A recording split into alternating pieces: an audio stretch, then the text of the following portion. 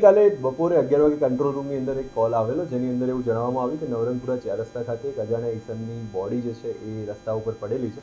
આ બાબતે પ્રાથમિક દ્રષ્ટિએ અકસ્માત જણાતા ટ્રાફિક પોલીસ ત્યાં પહોંચેલી અને ટ્રાફિક પોલીસ દ્વારા સીસીટીવી ફૂટેજ જે ચેક કર્યા બાદ શંકાસ્પદ લાગતા લોકલ પોલીસને જાણ કરેલી. ત્યારબાદ નવરંગપુરા પોલીસ સ્ટેશનની ટીમ અને ઝોન 1 એલસીબીની ટીમ જે છે એ ઘટના સ્થળે પહોંચી. અકસ્માતના જે ફૂટેજ છે ચેક કરતા એવું જણાવેલ કે એક અજાણ્યો ઈસમ રોડ પર ચાલ્યો જાય છે અને ત્યારબાદ એક રિક્ષા જે છે રોંગ સાઈડ આવીને એને ટક્કર મારે છે. ટક્કર માર્યા બાદ આગળ જઈને ફરીથી યુટર્ન લઈ અને રિક્ષા જે આ માણસ નીચે પડી ગયો છે એની ઉપરથી ફરીથી ચડાવી અને રિક્ષા ચાલક જે છે ત્યાંથી ફરાર થઈ જાય છે. આ બાબતનું તાત્કાલિક સંજ્ઞાન લઈને ઝોન 1ની અંદર નવરંગપુરા પોલીસ સ્ટેશનની અંદર હત્યાનો ગુનો ભારતીય ન્યાય સંહિતા કલમ 103(1) મુજબ જે છે દાખલ કરી અને મરણ જનાર તેમજ આરોપી બંનેની ઓળખ કરવા માટે Navrangpura police station surveillance staff તેમજ એલસીબી ઝોન 1ની ટીમ જે છે કામે લાગેલી.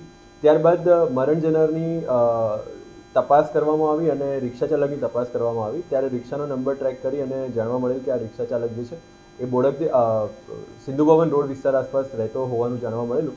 ત્યારબાદ રિક્ષાનો નંબર આઈડેન્ટિફાઈ કરી અને તપાસ કરતા આરોપી સમીર કનુભાઈ રઘુનાથ ઉંમર વર્ષ 22 જે છે એ ત્યાંથી મળી આવેલો અને એને આ બાબતે પૂછપરછ કરતા આ ટક્કર જે છે એને પોતે જ મારેલી જણાવેલું અને એ પ્રકારની કબૂલાત એને આપેલી. ત્યારબાદ એને જે છે એ કસ્ટડીમાં લેવામાં આવેલો.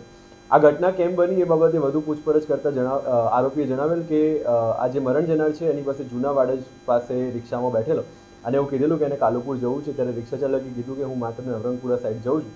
એણે કીધું કે નવરંગપુરા આપ મને ઉતારી દેજો. જ્યારે નવરંગપુરા પહોંચે છે ત્યારે આ માણસ જે છે એ નીચે ઉતરી અને પોતાની પાસે ભાડું નથી એવું કહીને ચાલવા લાગે છે. આ બાબતે આરોપીને ગુસ્સો આવી જતા એ પાછળથી એ માણસને ટ્રેક કરે છે અને રિક્ષા જે છે એનેથી ટક્કર મારી અને ગુસ્સો રાખી અને ફરીથી રિક્ષા એ મરણ જનાર ઉપરથી ચલાવી દે છે, જેના કારણે મરણ જનારનું મૃત્યુ થયું છે. આ મરણ જનાર કોણ છે એ બાબતે આઈડેન્ટિફાઈ કરવા માટે હજુ એલસીબી ટીમ અને નવરંગપુરા ટીમ જે છે કામે લાગી છે એની ઓળખ પ્રસ્થાપિત કરવા માટે.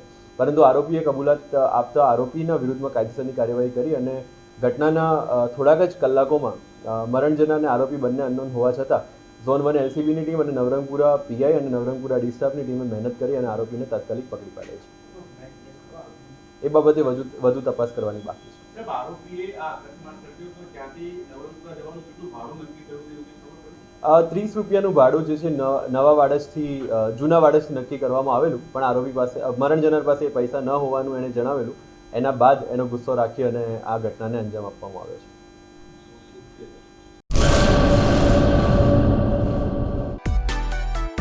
માં motor driving, safe and sure driving.